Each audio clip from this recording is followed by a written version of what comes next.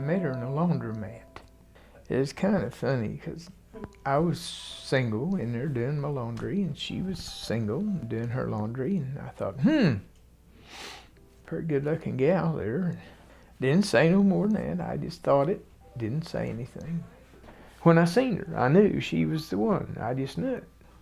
I don't know, one thing led to another, and next thing I knew, I was beating on her door in the snowstorm. And she opened the door and knocked me off the porch into the snowdrift. And well, I got up, brushed myself off, and opened the door again. I said, wait a minute. So she let me in then, and we visited till probably 4 o'clock in the morning. And from then on, it just was one thing led to another, and we became man and wife. We had a good life. They weren't just husband and wife, but they were literally best friends. They were always together, always. All the way through everything they did, they were always together. Everything we did was fun. We used to fish quite a lot, and we had a woodworking shop one time. We had a restaurant at one time. We had a lumber yard at one time. We tried a little bit of everything, you know. We had a counseling office in Coffeyville for a while. We went through a school for ministry. We just both got hungry for the Lord, seeing where we could help others. We was always together. We just didn't get tired of one another.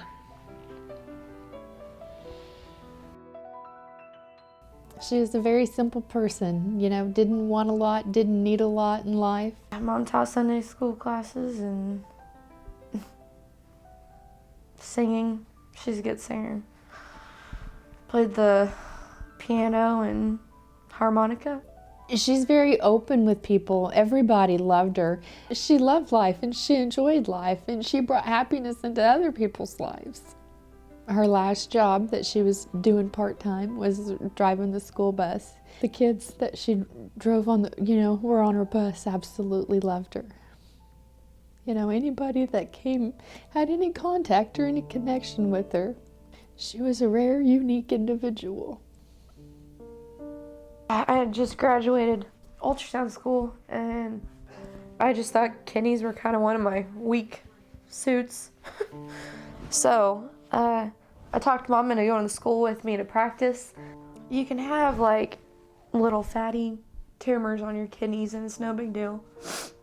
And that's what it looked like to me. But I was inexperienced, so I went and got my teacher, and he agreed with me that it was angiomyolipoma. I told Mom she should at least go have an ultrasound done so they can keep watch on it in case it got bigger or anything. And that way it would at least be in records. She went to Freeman and they did an ultrasound on it, and she called me and told me that Dr. Bortmas said that I saved her life by finding it. She was so proud of me. So we went to see Dr. Frog, who's a urologist there. I asked him to do a biopsy. No, we don't do biopsies.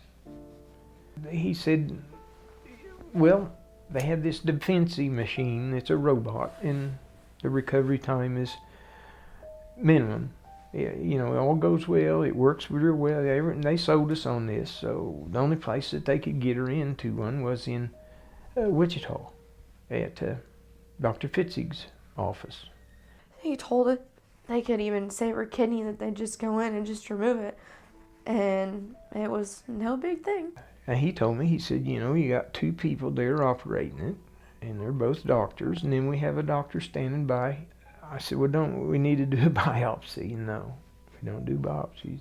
He said, we've seen a lot of these. It's cancer, and we'll get it out there. I actually even was working that day in Wichita. So I came and went from the hospital a couple times. I was there right before she went in.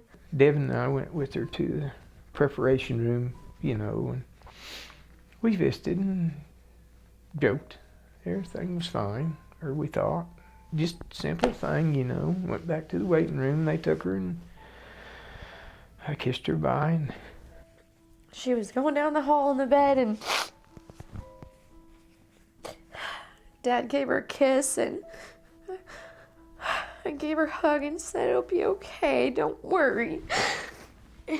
And then she went. Didn't even tell her I loved her. Fitzig come out of the surgery and he said, "Everything's good. It looks like we're going to be okay." He said, we had a little problem. We had a lot of bleeding. And I had to remove her kidney." And I said, "What?" I said, "Why did you do that?" I said, "That was her good kidney. It was producing better than the other kidney was." It was just real strange the way he acted. It was, so I kind of passed him off, and he said, "Well, you go to a certain place here and she'll be ready in recovery for a while, and then you can see her." Devin and I met him coming down the hallway, and that's the last time we seen her live. First he said that she had a blood clot, and then the next thing was they were taking her back to surgery to do a graft, and then they were going to take her to CT, and then she didn't have any feelings in her legs, and she had this condition, and Every little bit he'd come out there and tell me these things, and I said, "You go in there and fix my wife and quit doing this." he came out there and he told us that they needed to take her to emergency surgery. They took her in there and just, bang, 30 minutes, they come out and said she's dead. I trusted that they all knew what they were talking about, that this was the best thing to do. No, just, go in, get this taken care of, and come home. Nobody thought anything about it, and therefore never had that chance. Never even said, "Hey, we'll see you when you get out," or whatever. Just like she was going into the grocery store. Me and Mom said goodbye to Dad several times when he was having his issues with cancer. That was expected, and glad he made it through, but we was all expecting him to go.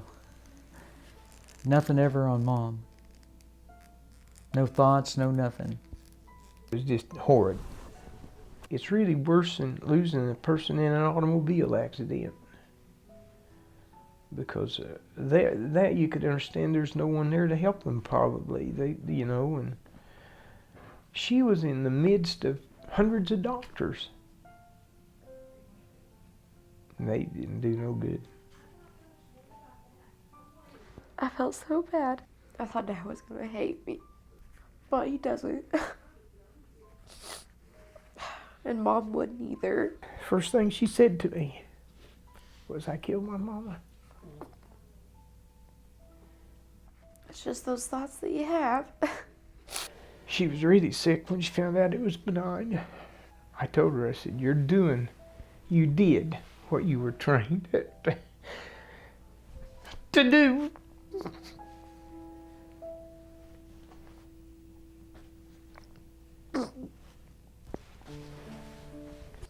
I never seen my dad cry before. He's a different person. She was my rock. It's definitely not going to be the same. I think he doesn't even know what to do. He made it longer than I would have living in that house. I come to the point, I had to get out of that place. It's killing me. Just mourning, just everything we did together. The whole place, we built it. I still own it, but I don't like it. So I looked and looked and looked and finally found something that I thought maybe I could make do with. And so I'm kind of trying to make it into a place to live. He bought a barn that he's redoing. I think it's because of her. She loved barns. She always wanted fix up an old red barn.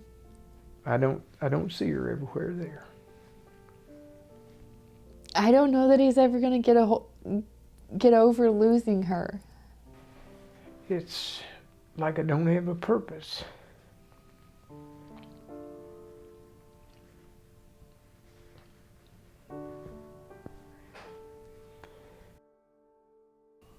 This has been rough.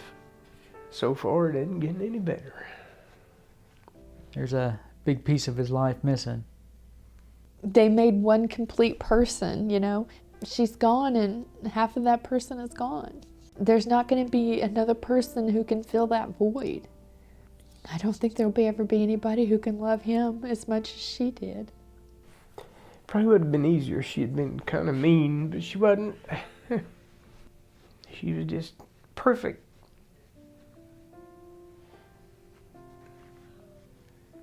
We'll meet again.